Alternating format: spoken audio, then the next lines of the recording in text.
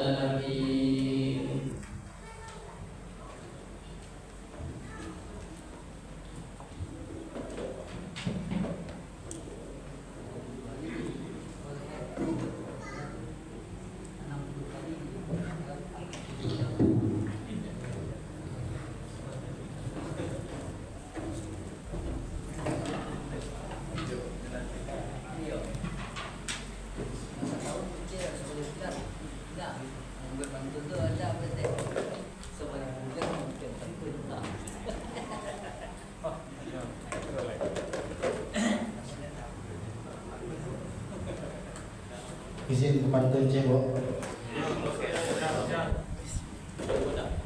Pai ka padang mananam pandan. Pandan ditanam bersama-sama. 2 hari nan terakhir Ramadan, malam Lailatul Qadar kita cari bersama-sama.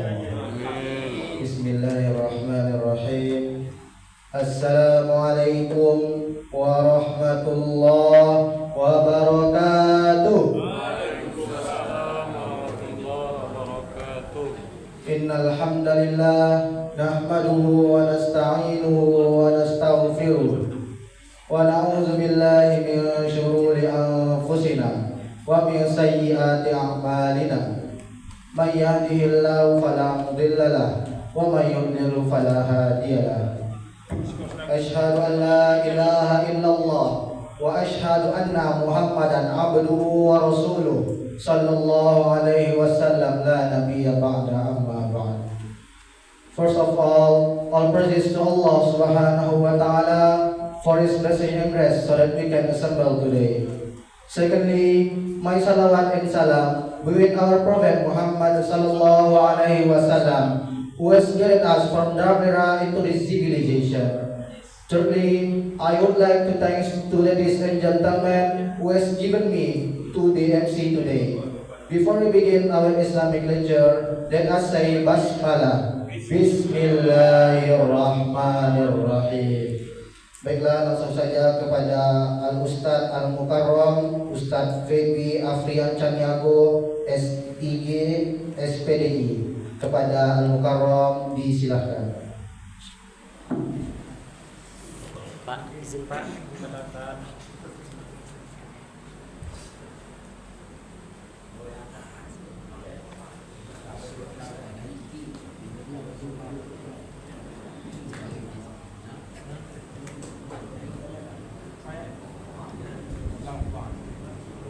Bismillahirrahmanirrahim. Assalamualaikum warahmatullahi wabarakatuh. Waalaikumsalam warahmatullahi wabarakatuh. Alhamdulillahilladzi khalaqal mauta wal hayata liyabluwakum ayyukum ahsanu amala. Asyhadu an la ilaha illallah wahdahu la syarika lah wa asyhadu anna sayyidana Muhammadan rahmatan lil alamin. Allahumma salli wa sallim wa barik wa karim wa hadzal nabiyil karim sayyidina wa habibina wa syafi'ina wa qurrati a'yunina wa maulana Muhammad sallallahu alaihi wasallam. Orang-orang tua-tua kami yang kami hormati dan muliakan, kemudian didulukan selangkah, ditinggikan seranting tokoh-tokoh masyarakat kita, alim ulama, nenek mama, jadi pandai, anggu-anggu dan tua sadualanyo, sulut bendang dalam nagari, kapai tampil batanyo, kapulang tampil kabarito. Kemudian segenap pengurus musala Thayyibah, Pak Ketua bersama perangkat-perangkat tak dapat disebut satu-satu. Guru-guru kita, ustaz-ustaz kita, buya-buya kita, imam musala kita yang sangat kita hormati dan muliakan dulu. Ibu-ibu yang insya Allah inilah agak-agaknya finalis Ramadan. Mudah-mudahan ibu-ibu yang hadir malam ini inilah nanti yang akan jadi bidadari surga.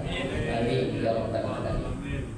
Bapak Ibu yang dimuliakan Allah Subhanahu wa taala, kecipta tersebut nama beserta pula terhimbau gelarnya. Insya Allah semua kita yang hadir ini hamba-hamba yang dimuliakan Allah Subhanahu wa taala. Amin ya rabbal alamin. Bagus sekali tadi pantun dari Adinda Protokol.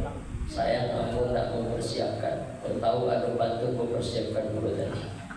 Tadi beliau berdoa, bermohon kepada Allah sama-sama supaya kita berjumpa dengan Lailatul Qadar. Ya Rasulullah, kata Aisyah radhiyallahu anha, istri Nabi, kalau kami berjumpa dengan Lailatul Qadar itu, apa doa yang kami baca ya Rasulullah? Maka Nabi mengajarkan Aisyah doa. Apa doanya? Allahumma innaka afuwun karim tuhibbul afwa fa'fu anni. Karena sendiri Tapi kalau imam yang baca digantinya Allahumma innaka afuwun karim tuhibbul afwa fa'fu anna. Ibu bapak, ada sisa 2 malam lagi, maka elok doa ini tidak kita tinggalkan.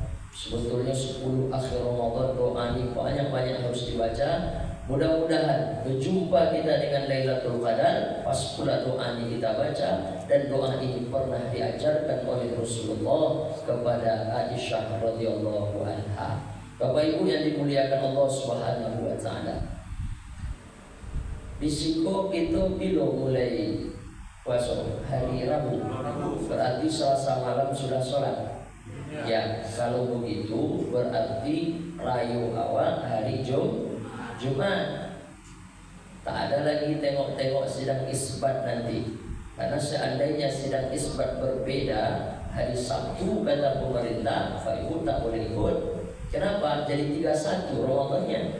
Sementara Ramadan itu hanya ada 2. Kalau tidak 29, kalau tidak 30. Nabi berjumpa dengan Ramadan setelah ibadah puasa, ibadah Ramadan itu sudah ada. Nabi berjumpa Ramadan 9 kali. 8 kali 29, 1 kali 30. Tak ada Ramadan 28, tak ada Ramadan 31. Ayat yang mana Pak Ustaz? Tengok Quran surah Al-Baqarah 185. Walitukmilul iddata. Cukupkan bilangan puasa Ramadan. Cukupkan bilangan Ramadan. Bilangan Ramadan yang tadi 2. Maksud cukupkan itu apa? Diteropong anak bulan. Kalau belum nampak hilal, belum nampak. Kalau belum nampak gimana? Cukupkan bilangannya jadi 30. Seandainya besok Kamis petang diteropong anak bulan oleh pemerintah, kemudian nampak Jumat 1 Syawal, berarti sama hari raya kita 29 yang sholatnya Rabu malam. Tapi kalau tak nampak gimana Pak Ustaz? Sumu li ru'yatih wa yuftiru li ru'yatih. Berpuasalah ketika menengok bulan dan berbukalah ketika menengok bulan. Kalau belum nampak gimana? Belum nampak hilal lagi. Hilal artinya bulan kecil, anak bulan. 2 nama bulan dalam Islam. 1 hilal, 1 badar. Dua-dua sudah jadi nama orang Padang. Pak Hilal, Pak Badar. Ada jemaah awal nama Pak Hilal, Pak Badar. Hilal anak bulan, Badar bulan penuh, bulan purnama. Maka Nabi ketika sampai di Madinah, apa yang disampaikan orang dalam syair-syair menyambut Nabi? Tala'al badru alaina. Badar, engkau datang macam badar ya Rasulullah, macam bulan purnama, terang negeri ini karena kedatangan kau ya Rasulullah. Itu badar. Yang diteropong hilal. Kalau tak nampak hilal oleh pemerintah besok petang Kamis gimana? Maka cukupkan bilangannya jadi 30. Tapi mudah-mudahan nampaklah nanti sehingga hari raya kita sama, tak berbeda, insyaallah. Amin ya rabbal alamin. Yang 1 30, yang 1 29. Ya tidak ada masalah. Karena Ramadan itu tidak boleh 28, tak boleh 31. Selagi ada dalam 29 atau 30 sah. Nah, Bapak Ibu yang dimuliakan Allah Subhanahu wa taala. Sekarang taruhlah memang Ramadan kita 30. Jumat kita sudah sholat Id. Maka sholat terakhir Ramadan kita tarawih awal adalah Rabu malam. Besok lah. Betul ya? Malam ini 1, besok yang terakhir 1. Nah Bapak Ibu yang dimuliakan Allah, maka elok kalau kita sampaikan malam ini, kalau Pak Ibu boleh setuju, kita sampaikan malam ini sunnah-sunnah di hari raya. Boleh setuju Pak Ibu? 7 lawan. Kalau tidak kita ganti. Boleh setuju ya? Nah, karena waktu kita pendek, alhamdulillah elok betul lah. Masjid Baitur Rahim, kemudian Masjid Thayyibah, itu yang aku tahu. Tak tahulah masjid sekitaran barangkali juga punya amal yang sama. Kemarin malam tanggal berapa datang ke Baitur Rahim, ngaji juga dulu sebelum Ustadz tausiah. Masya Allah. Ini video ini nanti akan diupload ke media sosial. Mudah-mudahan ditengok nanti oleh masjid-masjid lain di Kota Padang. Beginilah seharusnya mengisi malam-malam Ramadan. Dicontohnya mushola thayyibah. Amin ya rabbal alamin. Bapak Ibu yang dimuliakan Allah Subhanahu wa taala. Sebetulnya apa sunnah kita besok? Apa yang harus kami lakukan besok Pak Ustadz ketika masuk 1 Syawal? Yang pertama, walitukmilul iddata walitukabbirullaha ala ma hadakum wa la'allakum tashkurun. Yang pertama, apabila bilangan Ramadan sudah dicukupkan, maka selesai Ramadan masuk 1 Syawal. Apa yang harus kita lakukan? Walitukabbirullah, mengagungkan Allah dengan cara bertakbir. Takbir ada 3. Ada takbir untuk perjuangan, ada takbir untuk ibadah, ada takbir sebagai bentuk syukur. Takbir untuk perjuangan mana? Itulah yang dipakai Bung Tomo dulu waktu melawan Belanda. Apa yang diucapkan Bung Tomo? Allahu Akbar. Takbir untuk membangkitkan semangat untuk perjuangan. Yang kedua, takbir untuk ibadah mana? Tuh, takbir kita sholat isya tadi. Allahu Akbar dalam ibadah. Kemudian yang ketiga, takbir sebagai bentuk syukur kepada Allah. Sebulan penuh Allah dah tolong kita, sebulan penuh Allah dah bagi hidayah kepada kita, sehingga sempurna ibadah Ramadan kita. Maka kita agungkan Allah di ujungnya dengan ucapan Allahu Akbar, Allahu Akbar, Allahu Akbar. Dah usah lanjutkan lagi, nanti apa pula kata orang di luar. Besok kayaknya hari raya kan. Nah, ini contoh aja. Nah, Bapak Ibu yang dimuliakan Allah Subhanahu wa taala, maka sunnah yang pertama di hari raya itu adalah walitukabbirullah ala ma hadakum. Kita bertakbir sebagai bentuk syukur kepada Allah karena Allah dah bagi kita hidayah, petunjuk, kekuatan. Bapak Ibu yang dimuliakan Allah, yang belum hafal takbir, mulai malam ini hafal-hafallah. Walaupun kita tak semua besok jadi imam untuk bertakbir, setidaknya mengikuti. Jangan pula tak hafal. Anak nanti minta ajarkan, mama ajarkan adik takbir, pergi aja lah ke musola, nanti pandai sendiri itu. Jangan. Kita ajarkan anak kita. Jadi bertakbir itu sangat disunahkan. Kapan mulai kami bertakbir ke Pak Ustaz? Berkumandang azan maghrib Kamis besok, maka kita sudah mulai bertakbir. Sejak maghrib itu sudah mulai bertakbir. Karena kita tak payah tengok-tengok sidang-sidang isbat lagi. Kecuali kalau kita tengok sidang isbat dulu, nanti gimana? Kalau memang besok hari raya habis isya baru bertakbir, gitu ya. Kita tidak ada tengok-tengok lagi, maka habis maghrib batai takbir langsung. Nah, begitu. Sampai kapan takbir tuh Pak Ustaz? Sampai sebelum khatib naik mimbar. Lepas khatib baca khutbah sholat Id, adakah lagi takbir?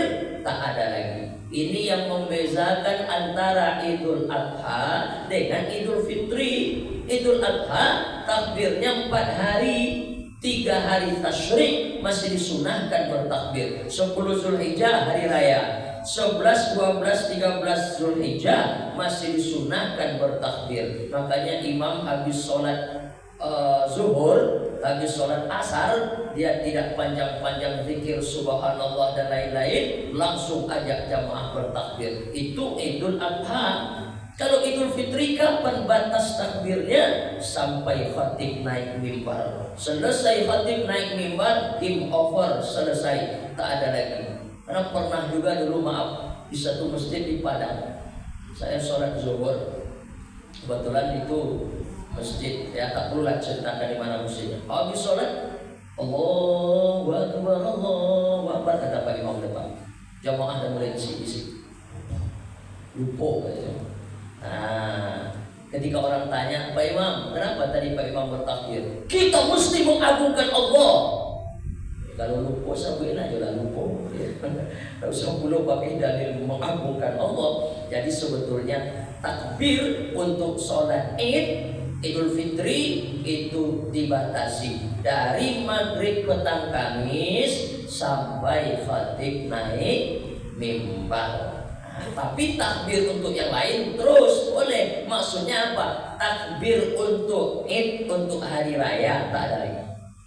Bapak Ibu yang dimuliakan Allah Subhanahu wa taala, tapi dari maghrib itu nanti sampai paginya, apa perlu Bapak Ibu jangan ada cakap-cakap yang lain-lain, apalagi mengunjingkan orang, bicara aib orang, jangan. Yang diisi dari maghrib Kamis itu sampai pagi Jumat itu kalimat yang harus banyak kita ucapkan, tak lain tak bukan takbir kepada Allah Subhanahu wa taala. Tengah malam takbir Ustaz ya.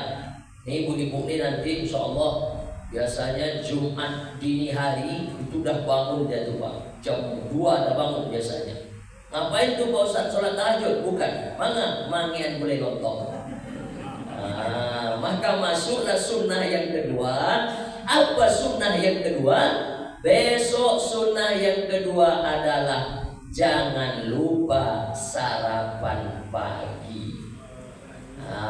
Pagi Jumat itu jangan lupa sarapan pagi. Makanya ibu-ibu mangian boleh lontong jihad, karena anak, istri, suami makan pagi sunnah. Ini yang membedakan dengan Idul Adha. Kalau Idul Adha puasa dulu kita sekejap kan. Nah kalau Idul Fitri disunnahkan, makanya disebut dengan Idul Fitr. Id artinya kembali, fitr artinya makan. Artinya apa? Kembali makan. Apa yang membedakan kalau ini tidak Ramadan lagi, kalau ini sudah 1 Syawal? Kalau Ramadan pagi itu kita sudah berpuasa, kalau 1 Syawal kita tunjukkan bahwa ini sudah 1 Syawal, kita makan. Nah makanya disunahkan dulu makan, walaupun sedikit disunahkan. Ini bukan masalah kuat-kuatan. Awak kalau nak makan mana, kalau jumpa sholatnya Pak Ustaz, ini bukan masalah kuat-kuatan. Ini masalah menjalankan sunnah, insya Allah ada pahalanya. Jelas Bapak Ibu? Yang pertama bertakbir, yang kedua jangan lupa makan pagi, sarapan pagi. Kemudian yang ketiga, apa yang disunahkan besok di hari raya itu? Hasan bin Ali bin Abi Thalib, cucu kesayangan Nabi. Kalau ingin tahu bagaimana bentuk perawakan Nabi, tengoklah Husain. Husain itu mirip dengan Rasulullah. Kalau ingin menengok bagaimana akhlak Nabi, sifat Nabi, perilaku Nabi, itu tergambar pada Hasan. Itu dapat kita baca dalam kitab beberapa sirah nabawiyah. Kalau ingin tahu bagaimana bentuk perawakan Nabi, Bapak Ibu boleh beli buku Asy-Syama'il Muhammadiyah. Itu menggambarkan rambut Nabi bagaimana, alis Nabi bagaimana, bentuk wajah Nabi bagaimana. Bisa agak-agaknya kita bayang-bayangkan. Nah, Bapak Ibu yang dimuliakan Allah Subhanahu wa taala, Hasan mengatakan, kami disuruh oleh kakek. Kakek siapa? Nabi Muhammad. Kami disuruh oleh kakek di pagi Id itu, apa yang disuruh? Yang disuruh adalah memakai pakaian yang paling disenangi. Ini tak mesti baru, tak mesti baru. Kadang ada orang pakaian yang 3 tahun dia beli, baju yang paling dia sukai dan layak untuk dibawa sholat. Itulah yang dipakai. Kalau pada akhirnya memang yang baru dan itu yang kita sukai, tidak ada masalah. Ya, yang baru boleh, yang tidak baru Pak Ustaz, ya tidak ada masalah. Yang penting itu baju yang paling kita senangi. Siap-siapkanlah dari malam ini. Jangan lupa ya, ambil baju di lemari, setrika, sisihkan. Ini baju. Tengok-tengok agak 2 hari kok baju hari raya. Sarungnya siapkan, pecinya siapkan, mukenahnya siapkan. Intinya adalah disitulah awak menunjukkan kebahagiaan awak, di hari raya. Jadi memakai pakaian yang terbaik, yang paling kita senangi itu adalah sunnah. Kemudian apa lagi sunnahnya? Sunnahnya kata Hasan, kami disuruh memakai wangi-wangian. Ya, Bapak Ibu yang belum ada parfum, belilah parfum. Di konter-konter banyak, 5.000, 10.000 ada. Ya, nah, pakai parfum, tapi ibu-ibu janganlah terlalu menyengat kali, apa-apa boleh. Ya. Nah, ibu-ibu yang biasa-biasa aja. Tapi intinya adalah tetap pakai wangian. Begitu cara kita untuk ihsan di hari raya, berbuat baik di hari raya, menghormati hari raya. Jadi yang pertama takbir, yang kedua sarapan pagi, yang ketiga pakai pakaian yang terbaik yang disenangi, yang keempat pakai wangi-wangian. Kemudian apa lagi yang disunahkan? Dari tempat sholat dari rumah ke tempat sholat, kata Abdullah ibnu Umar ibnu Khattab, anaknya Umar bin Khattab, kami melihat Nabi dan menyuruh kami berjalan kaki lebih afdal. Ya. Jadi kalau awak tinggal sekompleks siko, kalau bisa tak payahlah pakai motor, ya, tak payah bawa mobil, kecuali memang ada anak kecil yang harus ikut, tak buat dia jalan bosan, capek kami menggendongnya bosan, boleh, bagus, tak ada masalah.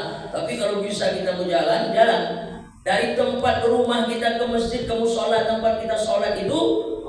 Tak ada kalimat lain yang diucapkan kecuali satu. Apa dia? Allahu Akbar, Allahu Akbar, Allahu Akbar, takbir. Kalau ada kawan mau ngajak kita ngomong-ngomong yang tak jelas gimana? Bu, gimana tuh? Allahu Akbar, Allahu Akbar, Allahu Akbar. Tak ada yang lain-lain ngomong. Ya, pokoknya bertakbir itu yang paling dianjurkan. Dari tempat rumah kita, rumah ke tempat sholat, disunahkan berjalan kaki. Tidak hanya itu, kita juga disunahkan kalau jalan dari simpang sini masuk, pulangnya pilih simpang yang berbeda. Ini biasanya kalau ke Thayyibah itu lewat Poltekkes, kampusnya Pak Hamdani. Lewat masuk simpang sana.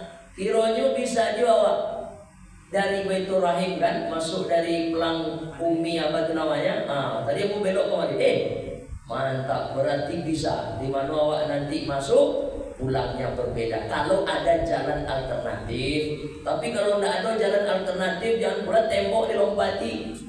Sebagian rumah itu kan jalan satu-satunya ke masjid itulah. Kalau jalan dari situ satu-satunya, tidak ada jalan alternatif yang lain, jangan pula tembok yang dilompati supaya tetap berbeda. Nah, kalau ada bagus, masuk dari simpang sana, keluar dari simpang sini. Tujuannya apa? Supaya banyak orang yang dijumpai, supaya banyak salam yang bertebaran, supaya banyak doa yang disampaikan. Doa yang biasanya wak baca di hari raya. Taqabbalallahu minna wa minkum sholahal a'mal. Bagus, tapi yang paling acobana wak dana adalah minal a'idin wal faizin. Mohon maaf zahir. Pak Ibu, bagus ini doa. Yang perlu dikatakan bid'ah nanti. Pernah juga dulu jamaah ngadu kamu, Ustaz, ibu wanati bagi ke Ustaz. Baik buat dia Pak. Jadi yang bukan mengucapkan Pak Ustaz minal aidin wal faizin. Siapa? Bid'ah itu. Ada Nabi buat macam tu. Ya Nabi memang tak buat, tapi itu kan doa boleh. Minal aidin wal faizin itu doa Pak Ibu. Apa artinya? Ini yang belum tahu artinya ibu-ibu, malam ini simak baik-baik. Minal aidin apa artinya? Semoga kita kembali kepada kesucian, kepada fitrah. Wal faizin, semoga kita orang yang menang melawan hawa nafsu. Artinya kan elok tuh. Apa salahnya kita doakan sama-sama minal a'idin wal faizin. Semoga kita ini betul-betul orang yang sudah kembali fitrah, kembali suci. Wal faizin, semoga kita bagian orang-orang yang memang menang melawan hawa nafsu. Maka kalau ada kawan nanti mengucapkan minal a'idin wal faizin, itu ibu boleh cakap amin, karena didoakan, ya amin ujungnya. Yang boleh senyum-senyum saja, makasih ya, amin baca amin, semoga diperkenankan Allah. Tapi bacanya yang benar, karena ada pula sebagian bapak ibu saya dengar bacanya minal faizin wal faizin, apa itu? Yang betul lah bacanya, karena itu doa minal a'idin wal faizin. Tambah ujungnya Ustaz, boleh. Mohon maaf zahir batin. Yang betul kalau merujuk bahasa Arab, zahir batin. Zahir pundak, batin perut. Kalau kita pergi meninggalkan orang, yang nampak oleh orang yang kita tinggalkan di belakang kita pundak kita, perut tak nampak. Tak nampak di batin, yang nampak pundak. Maka minta maaf. Yang nampak salah, minta maaf. Yang tidak nampak salah, minta maaf juga. Zahir batin. Tapi yang banyak kita dengar orang ucapkan apa? Lahir. Jadi berubah jadi lahir. Cuma memang dah dari dulu macam tu Pak Ustaz. Oh, kalau macam tu dari dulu ya tak apa-apalah, lanjutkan aja lah kesalahan itu. Tapi kalau mau berubah, sebenarnya yang tepat itu zahir batin. Minal a'idin wal faizin, mohon maaf zahir batin. Taqabbalallahu minna wa minkum sholahal a'mal. Bagus, itu pun disunahkan. Udah berapa sunnah di hari raya? 1. Bertakbir. 2. Sarapan pagi. 3. Memakai pakaian yang paling disenangi, disukai. Yang keempat, pakai wangi-wangian. Yang kelima, berjalan kaki. Yang keenam, jalan datang dengan jalan pulang. Kalau bisa pilih yang berbeda. Tapi jalan kaki ini kalau memang awak sholat sekitaran. Tapi kalau ada berencana besok sembahyang di Masjid Syekh Ahmad Khatib Al-Minkabawi, jangan pulau lah jalan. Ibu berjalan, orang pulang. Ibu di sini ya. Nah, itu kalau kenapa Nabi suruh berjalan? Ya jarak rumah Nabi dengan masjid itu sama. Tahulah kita dekatkan. Jadi kalau dekat jangan. Kalau jauh ya pakailah kendaraan. Nah, kemudian yang seterusnya apa yang disunahkan? Saling mendoakan. Itu saling mendoakan. Itulah kalimatnya yang tadi, minal a'idin wal faizin, mohon maaf zahir batin. Atau sebelumnya ditambah taqabbalallahu minna wa minkum sholahal a'mal. Nah, Bapak Ibu yang dimuliakan Allah Subhanahu wa taala, barangkali itulah yang dapat kita lakukan nanti. Tambah satu lagi, apa dia? Rasulullah SAW tetap menyuruh para sahabat mengeluarkan perempuan-perempuan dari dalam rumah. Perempuan dari dalam rumah itu siapa? Istri-istri keluarkan, anak-anak gadis keluarkan. Walaupun mereka haid, datang bulan menstruasi. Ingat, ibu-ibu tak ada alasan nanti. Bu, kenapa ibu tak datang tadi sholat id? Awak haid datang bulan. Bu, ibu tak boleh sholat, tapi datang ke tempat sholat bagus. Kalau ada di tanah lapang, duduk di dekat tepi-tepi tanah lapang. Kalau awak di masjid, di musola misalnya, di musola itu ada sembahyang besok Pak? Enggak, kita di mana sembahyang besok? Di sekitar masjid yang ada ya. Baik, itu Baitur Rahim, itu kan ada tuh terasnya. Malai masjid sekitaran. Datang tetap masuk masjid tak boleh, perempuan haid masuk masjid tak boleh, tapi di luarnya tegak. Inti kata ulama dari Idul Fitri itu bukan sholat yang 2 rakaatnya. Kalau sholat yang 2 rakaatnya sering betul lah kita. Tadi masuk masjid belum lagi kita sholat isya, tegak 2 rakaat sholat. Habis sholat isya 2 rakaat lagi sholat duha juga 2 rakaat, tahiyatul masjid 2 rakaat, banyak sholat 2 rakaat, sholat sunat wudhu pun 2 rakaat. Jadi sebetulnya sholat id bukan yang 2 rakaatnya itu yang kita kejar, tapi sebenarnya hari raya itu kita datang untuk mendengarkan khutbah. Makanya khatib itulah momen bagi dia untuk mengajak umat. Makanya khatib mesti suaranya keras. Kalau bisa pengurus masjid keluarlah modal sedikit. Untuk apa? Style sound. Alhamdulillah kalau musola kita tak ada problem, tak ada masalah, soundnya bagus. Ada setengah masjid sudah hari raya, tapi yang soundnya masih itu yang lama dipakai, sehingga baru ustadznya sepertiga baru menyampaikan khutbah, baru langsung bunyi. Ada kan? Akhirnya jamaah kacau. Makanya sewa tuh sound system, organ tunggal itu pakai. Kalau sound masjid nggak bagus, tapi kalau bagus mantap, style. Itu pengurus style. Dini hari subuh tuh style dulu. Ini yang mantap. Yang tak atik lagi supaya khatib nanti menggelegar. Apa sebab? Karena itulah kesempatan bagi khatib.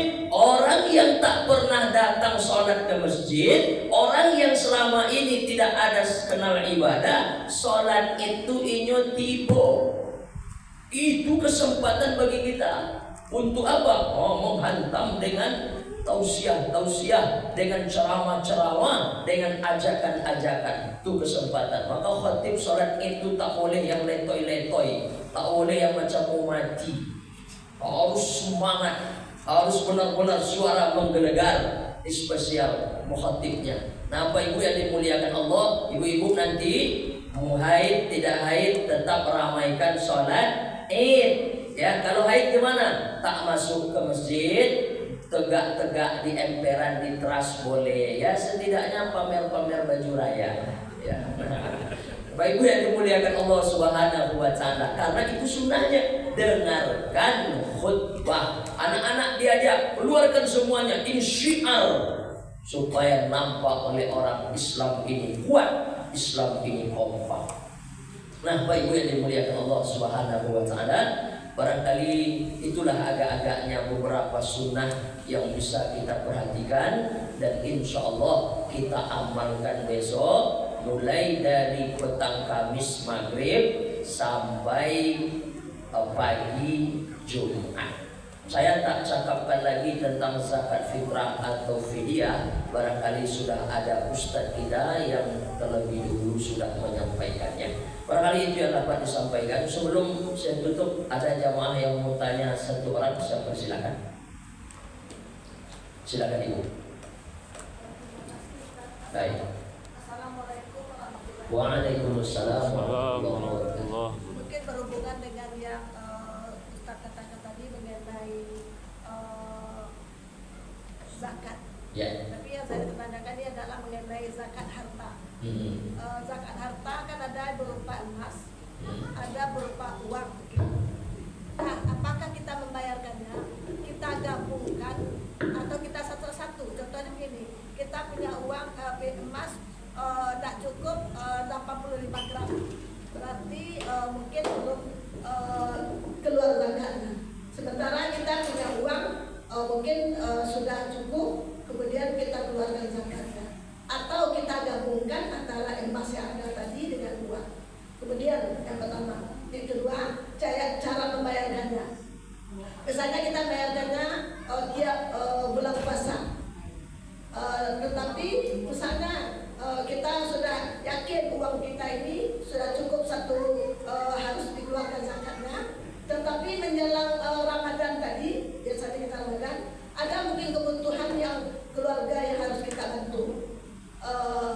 Apakah mungkin dalam bentuk jumlah besar, apakah boleh kita masukkan yang sudah kita bayarkan misalnya bulan sebelum Ramadan tadi, kita masukkan, kita niatkan untuk uangnya adalah kita keluarkan dari zakat yang seharusnya kita keluarkan pada waktu bulan Ramadan. Gitu, Ustaz. Terima kasih. Bagus pertanyaannya. Bukan zakat fitrah ya, zakat mal. Zakat itu memang dibagi dua, zakat mal dan zakat fitrah. Zakat mal itu ada haul dan nisab. Haul setahun, nisabnya berapa? Nah, ini pertanyaan yang pertama. Nisab itu adalah 85 gram emas itu senilai, jadi tidak harus emas. Kalau penghasilan kita dalam setahun sudah senilai 85 gram emas, ya, walaupun duit semuanya, tapi ditakar dengan emas. 85 gram ame kira-kira barang putih. Barang ini 200 juta lebih gini, 250 juta. Dalam setahun lain ada kira-kira kita dapat pitih penghasilan sebanyak 250 juta. Enggak Pak Ustaz, barang yang ada 580 juta Pak Ustaz. Itu lebih banyak itu ya. Berarti sudah kena zakat. Ya, penghasilan itu yang mana Pak Ustaz? Dari semuanya, gaji, rumah kos-kosan 8 petak masuk, depot air minum masuk, apa usaha misalnya masuk. Makanya umat Islam mesti jelas pembukuannya. Pak Ibu kalau mau lepas Ramadan ini belilah buku kas ladang double folio tuh. Buat bulan ini sekian, bulan ini sekian, bulan ini sekian. Selama 12 bulan dapat nggak 250 juta kalau diukur harga emas hari ini dalam setahun itu, ya. Nah, kalau dapat keluarkan zakatnya 2,5%. Jelas ya? Ustaz, itu hasil kotor atau hasil bersih? Yang penting kotor, jangan bersih. Kalau bersih, mungkin tidak ada loh orang di Kota Padang yang bisa berzakat. Kenapa? Orang yang penghasilannya maaf 100 juta sebulan penghasilannya, contoh. Tapi kalau dikeluarkan dari dihitung yang bersihnya saja, contoh, kalau 250 juta, kemudian baratus sebulannya kira-kira ya. Berapa? 20 juta. Oke. Dia dapat penghasilan sebulan 30 juta. Seharusnya dia kan sudah layak tuh bayar zakat karena 20 juta dia sebulan sudah capai target nisab setahun. Dia dapat 30 juta sebulan. Tapi kalau kotor yang dihitung, coba pembantu di rumah 4, satu pembantu 2.500.000 satu orang, kali 4 dah berapa? Cicilan Fortuner berapa? Cicilan ruko, cicilan rumah di Belanti. Kalau dikeluarkan itu semua, coba tengok berapa sisa lagi. Berapa? 3.500.000. Kalau lah 3.500.000 sebulan sampai 250 juta, mana sampai? Berarti tidak ada orang yang akan bayar zakat. Karena itu yang dihitung kotor masuk dulu semuanya. Karena kadang hutang itu kan karena kita buat sendiri, ya. Nah, jadi itu cara menghitungnya. Nah, Bapak Ibu yang dimuliakan Allah Subhanahu wa taala, sekarang kalau sudah sampai dia setahun senilai itu, maka keluarkan zakat. Boleh tidak kami keluarkan zakatnya setiap bulan Pak Ustaz? Boleh, kalau jelas penghasilan kita sudah 30 juta sebulan. Sementara 20 juta saja sudah sampai nanti nisabnya, penghasilan 30 juta atau minimal taruhlah 20 juta, maka setiap bulan kami keluarkan. Kenapa tidak setiap tahun aja? Maaf Ibu, setiap tahun dan setiap bulan kan jumlahnya sama, tapi setannya beda. Jelas ya? Kalau udah setahun tentu numpuk, maka banyak. Beko di 10 di kawan bu, bayar zakat. Barang piting sekian, iPhone Pro Max 7 balik ini sedang hit-hitnya, ya kan? Akhirnya goncang lagi, tidak jadi dari zakat. Tapi kalau setiap bulan ringan, karena tak banyak, ya 30 juta, 2,5% dari 30 juta berapa? Ini contoh ya. Jadi sekarang memang kita bicara agak tinggi nih, karena harga emas tinggi. Tapi kalau emas tak setinggi sekarang, barangkali penghasilan 8 juta dulu itu udah bisa kena zakat. Nah, begitu Ibu ya. Nah, sekarang tadi yang terakhir apa? Sudah kita bayarkan, sudah kita agih kepada keluarga yang membutuhkan, ya, karena dia sedang membutuhkan apa? Lalu kita langsungkan zakat awak di situ, gitu. Boleh enggak Pak Ustaz? Yang paling afdol menerima zakat awak itu sebenarnya adalah betul lah kerabat terdekat awak. Kalau masih ada yang paling tadake dengan awak, nyolah yang paling layak menerima. Ya, tidak ada masalah. Jadi sebelum yang lain-lain sebenarnya cari dulu. Ya, yang tak boleh menerima zakat itu kan orang yang hidupnya wajib awak tanggung, itu saja. Siapa yang tak boleh menerima zakat? Anak tak boleh zakat sama orang tuanya, orang tua tak boleh zakat sama anaknya. Kemudian apa lagi? Menantu tak boleh zakat sama mertuanya. Itu mertua itu sama dengan mak kita tuh, tak boleh terima zakat. Tapi mertua boleh zakat sama menantu. Sama halnya suami tak boleh zakat sama istri, tapi istri boleh zakat sama suami. Kalau itu suami ibu dah agak susah zakat nantinya. Ya, nah abang susah mana nanti gue tahu kenapa aku zakat ambo ke abangnya. Jadi istri ke suami boleh, karena suami tidak wajib hidupnya ditanggung oleh istri, tapi suami wajib menanggung hidup istri, nafkahnya. Nah, jadi boleh tidak kepada kerabat yang sudah saya bayarkan tadi, di situ zakat ambo langsungkan Pak Ustadz bayarnya, boleh, tidak ada masalah, gitu ya. Ya. Yang zakat harta yang tersimpan. Baik. Oke lah, kita taruh zakat harta yang tersimpan itu perhiasan ya, emas. Ulama mengatakan zakat harta emas perhiasan itu dikeluarkan zakatnya sekali seumur hidup. Sekali. Emas perhiasan ya. Selagi kita pakai beli itu keluarkan sekali. Ya. Yang tersimpan kan yang ibu simpan misalnya, taruh harta yang lain. Kan yang tersimpan itu sudah ibu keluarkan dulu, sudah ibu hitung hartanya, kemudian disimpan. Yang dizakatkan itu kan harta yang produktif. Contoh, rumah kos-kosan ibu itu bisa kena zakat setiap tahun karena dia berjalan terus. Ya, orang bayar terus setiap bulan, ya dapat terus. Tapi yang sudah tersimpan, contoh setahun ini dapat duit sekian-sekian, sudah dibelikan, sudah dikeluarkan zakatnya. Kemudian yang sudah dikeluarkan zakatnya dah selesai. Yang duit yang tersisa itu ibu belikan dia mobil, ibu belikan dia motor, dah. Kan zakatnya sudah dulu. Ya, tersimpan. Tapi kalau duit itu ibu putarkan lagi, dari duit itu dapat lagi, hitung lagi. Makanya zakat kan penghasilan selama setahun, penghasilan memberikan masukan enggak? Macam itu ya. Jadi yang tersimpan itu tidak setiap tahun juga dizakatkan, kalau setiap tahun habislah. Jadi kalau dia berputar dapat menghasilkan dari situ, penghasilannya itulah yang dihitung. Begitu ya. Oke. Baik. Ada satu orang lagi? Silakan, terakhir ya, terakhir. Nah, sebagai penutup terakhir, silakan.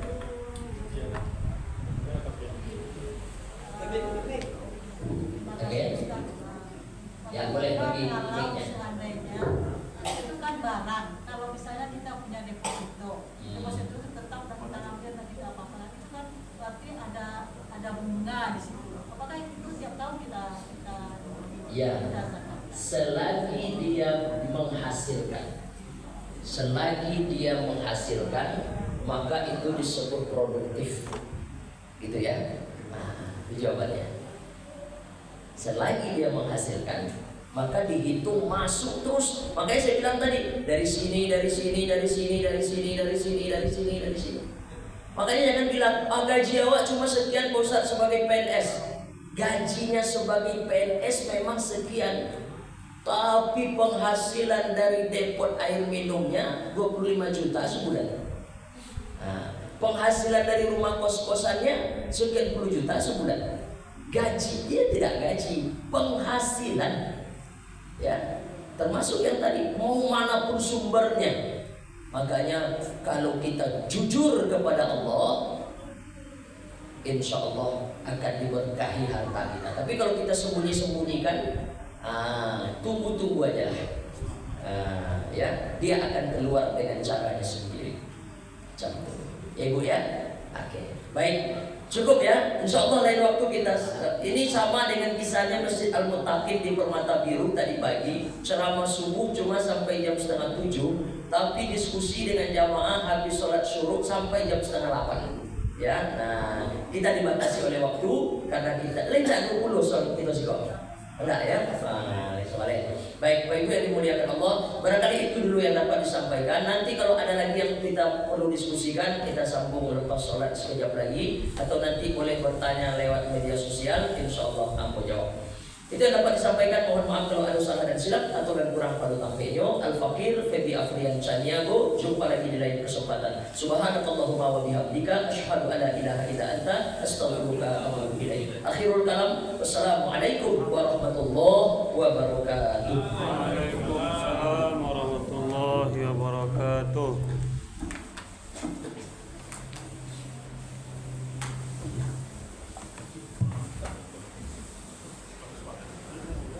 Alhamdulillahirrahmanirrahim. Terima kasih kita ucapkan kepada Al-Ustaz yang telah menyampaikan ilmunya kepada kita semua. Semoga apa yang Al-Mukarram sampaikan dapat bermanfaat dan dapat kita laksanakan sehendaknya. Amin amin ya rabbal alamin. Selanjutnya untuk ceramah besok pagi ialah Dr. Ahmad Faisal SHMH. Kepada Ustaz Dr. Ahmad Faisal SHMA besok pagi insyaallah. Baiklah, sekian saja. Wabillahi taufiq wal hidayah. Wassalamualaikum warahmatullahi wabarakatuh. Waalaikumsalam warahmatullahi wabarakatuh.